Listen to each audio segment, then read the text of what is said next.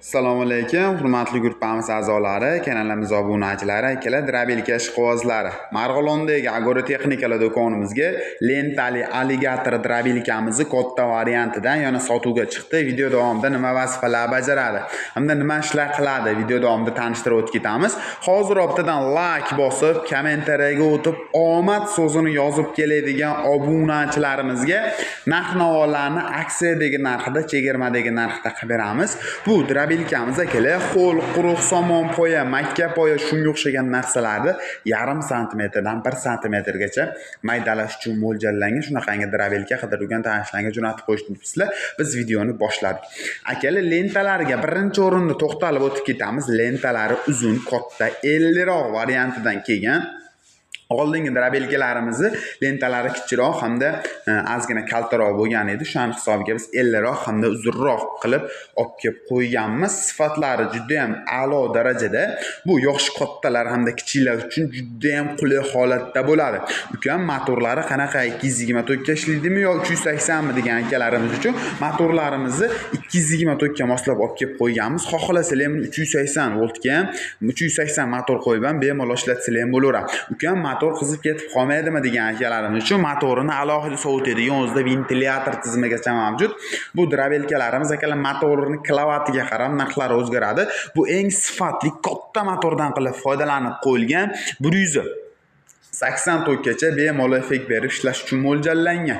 Lentalarni bemalol akalar toraytirib, kengaytirib, legirovka qilib ishlatsizlar ham bo'laveradi.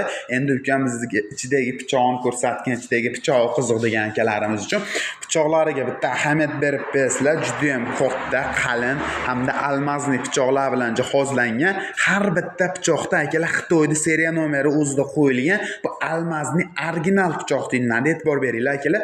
O'zida Xitoyda mana pechati bo'ladi. Har bitta pichoqda bu original pichoq deyiladi. Bu pichoqdan splashnoy 6 ta joylashgan, ko'rishlari mumkin. Bu o'tlarni juda ham mayda holatda qilib qirqib berish uchun mo'ljallangan.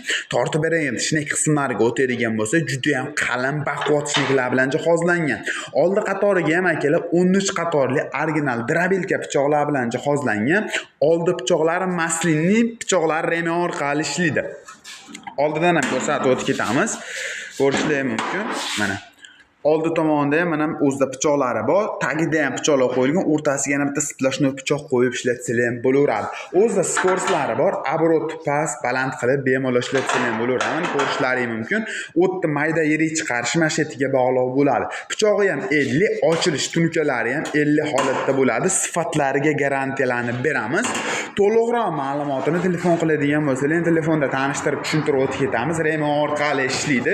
Aytganimdek, somon, ho'l, quruq umuman tanlamaydi. Ukam narxi necha pul degan akalarimiz uchun narxi 4 million so'mdan boshlanib akalar 5 million 400 ming so'mgacha bo'lgan varianti bizda mavjud.